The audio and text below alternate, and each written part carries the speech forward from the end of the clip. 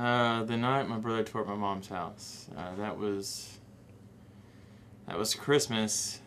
He had been really negative and really down, so I thought ecstasy, since it made me happy, I thought it would make him happy. But when I gave it to him, he decided he wanted more drugs, and all he was used to was, I guess, acid, and that was back 15 years ago, so I guess he didn't know he wouldn't be able to handle it, but he knew that I was going to a Christmas party in Dallas before he came over, so he knew we weren't going to be there. But after he took the acid, and he was talking about sawing the corners off the table because they kept poking him. After all that, we had to leave, and I guess he couldn't handle it being alone. I don't know what he couldn't handle, but he ended up tearing up my mom's house because I don't know what was going through his head, but my mom called me while I was at my Christmas party, and she said, "Don't go home, Shannon's tearing up the house." And I didn't think too much of it. I guess I kind of thought it was kind of minor. I thought he maybe just, like, I don't know, mad and hitting the walls or something.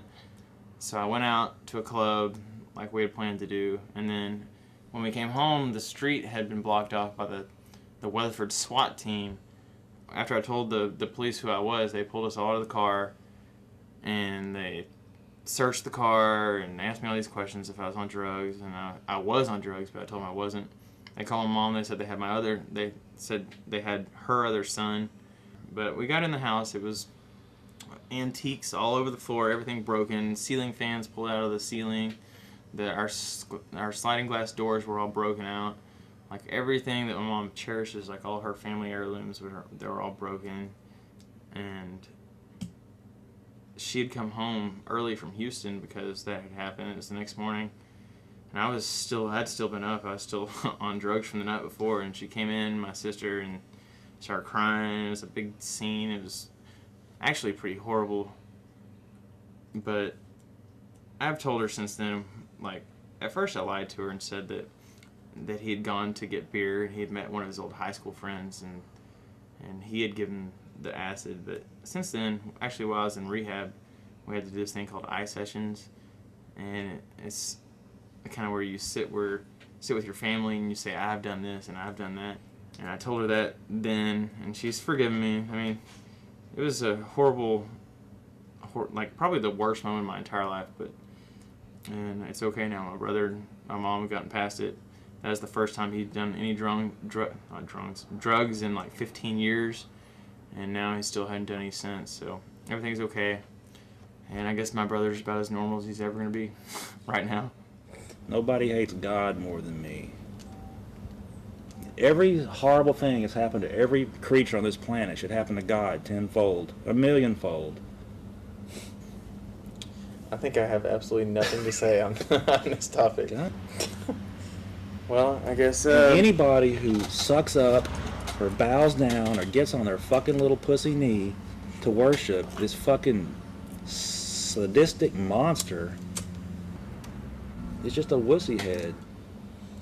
You don't think dying and just being dead is scary enough?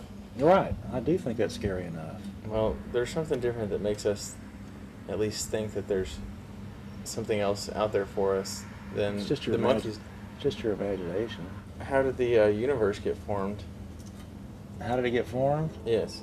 Well, science says the Big Bang. Okay, what happened with the Big Bang? What happened? Mm-hmm. It's just a massive explosion of energy. What caused that massive explosion of energy? We don't really fucking know. Okay, well, that's God right there. Well, God's an asshole because think of the past, what has happened in the past. Well, all the horrible things that have happened to people and animals. Did you ever think that God didn't cause that stuff to happen? He just made the universe and we did what we wanted to? And then he just sits there and lets it happen? That's a just cruel thing to do. It's not that cruel. That's very cruel. He can't dictate all of our lives. We can do what we want. He can make it more. He can make it easier. He didn't have to have sharks with razor sharp teeth, and didn't have to have fucking earthquakes. If you're just sitting in your fucking house and you just sink through a fucking sinkhole and get buried alive and eaten by rats, you don't have to have that kind of bullshit. I don't think he did it by accident. I think he just made it, and we've done what we wanted to do. We've done what we wanted to do. I think we did. And we have. Well, just because you do what you want to do. And you do what you want to do. Until you go to jail. Well, you went to jail too. Yeah, but it's because I was doing what I wanted to do. Which was against the law, but hell yeah, man. My first job interview? I didn't know how to act. I didn't feel comfortable at all sitting at that table, so the whole time I kept saying, and playing with the thing on the table, the piece of paper, and he asked me questions that I just couldn't answer. Like, what do you expect from me as a manager? And I had absolutely no answer for him until I finally said, I expect you to be fun. I don't think that's probably what the managers are there for, but at that time, that's about all I could come up with. The interview at Fridays, they gave me a psychological profile test. I thought it was going pretty well. I thought I was going to get the job. I was comfortable with him. I mean, we were talking. I guess I failed it because he came back and said I didn't get the job. Who fails a psychological profile test? They had stupid questions on there, like, do your worries ever keep you up late at night? Which I said yes, sometimes they do. And then like 5 questions later it'd say, do your worries always keep you up at night? I put no. And just stuff like that. Or if someone cuts in front of you in line, are they going to hear about it from you? And yes. Maybe that's not the right answer for waiting tables, because customers aren't always the nicest people. I guess they don't want me freaking out on somebody, which might happen. How many interviews did you go on before you got your job? 4 or 5. That's actually pretty good for me. I've had stretches of going on about 20 interviews where I didn't get a job.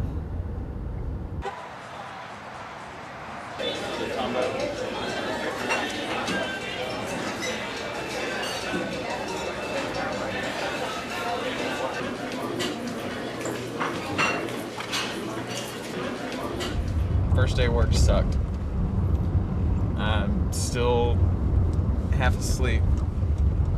Last night I went to the bar, stayed out all night, but I did it. I made it through. What time did you have to go into work? 11:30. What time did you go to bed? 6, 5:30, something like that. I drank for about 14 hours straight. I stopped drinking for about a year. Did nothing but lots and lots of drugs. Now I'm back to drinking. Everything I do I get in trouble for. I do drugs, I got 6 felonies. I stop doing drugs, start drinking, I get 2 DWIs. So maybe I should just stop. But I'm not going to.